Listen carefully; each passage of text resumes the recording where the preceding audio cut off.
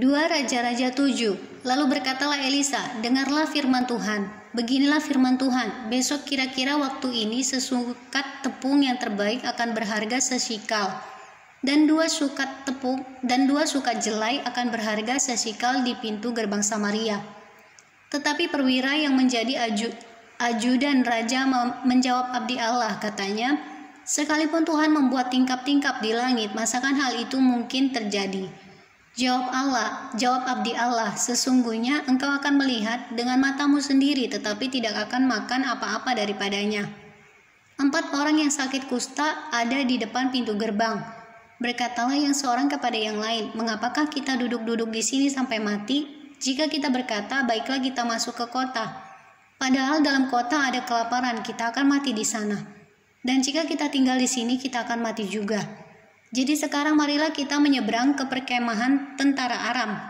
Jika mereka membiarkan kita hidup, kita akan hidup. Dan jika mereka mematikan kita, kita akan mati. Lalu pada waktu senja, bangkitlah mereka masuk ke tempat perkemahan orang Aram.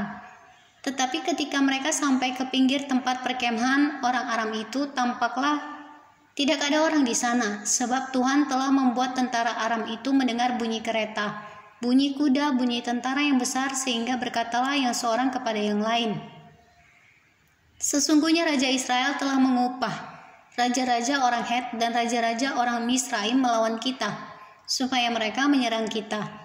Karena itu bangkitlah mereka melarikan diri pada waktu senja dengan meninggalkan kemah dan kuda dan keledai mereka, serta tempat perkemahan itu dengan begitu saja. Mereka melarikan diri menyelamatkan nyawanya. Ketika orang-orang yang sakit kusta itu sampai ke pinggir tempat perkemahan, masuklah mereka ke dalam sebuah kemah, lalu makan dan minum. Sesudah itu mereka mengangkut dari sana emas dan perak dan pakaian, kemudian pergilah mereka menyembunyikannya.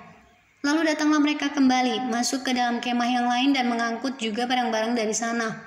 Kemudian pergilah mereka menyembunyikannya. Lalu berkatalah yang seorang kepada yang lain, tidak patut yang kita lakukan ini, hari ini ialah hari kabar baik. Tetapi kita ini tinggal diam saja. Apabila kita menanti sampai terang pagi, maka hukuman akan menimpa kita.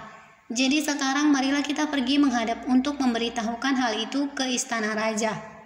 Mereka pergi lalu berseru kepada penunggu pintu gerbang kota dan menceritakan kepada orang-orang itu, katanya, kami sudah masuk ke tempat perkemahan orang Aram, dan ternyata tidak ada orang di sana, dan tidak ada suara manusia kedengaran. Hanya ada kuda dan keledai tertambat dan kemah-kemah ditinggalkan dengan begitu saja. Para penunggu pintu gerbang menyerukan dan memberitahukan hal itu ke istana raja.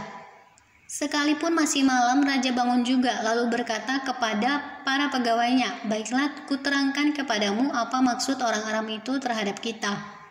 Mereka tahu bahwa kita ini menderita kelaparan, sebab itu mereka keluar dari tempat perkemahan untuk menyembunyikan diri di padang, sambil berpikir, apabila orang Israel keluar dari dalam kota, kita akan menangkap mereka hidup-hidup.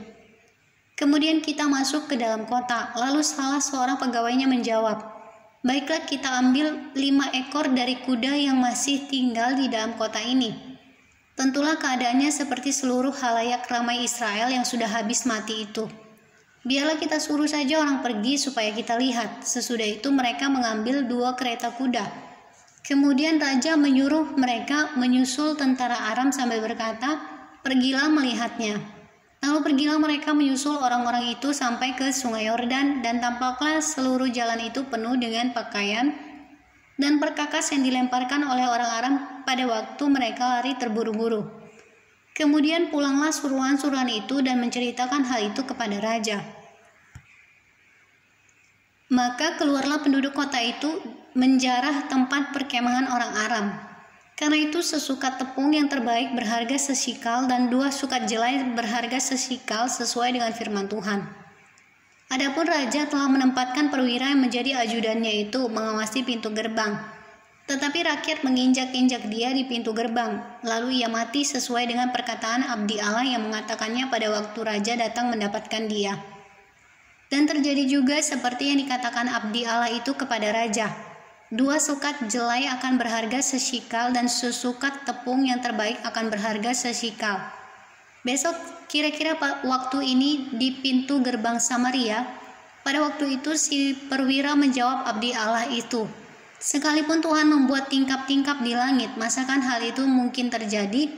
Tetapi Elisa berkata, "Sesungguhnya engkau akan melihatnya dengan matamu sendiri, tetapi tidak akan makan apa-apa daripadanya." Demikianlah terjadi kepada orang itu. Rakyat menginjak-injak dia di pintu gerbang, lalu matilah ia.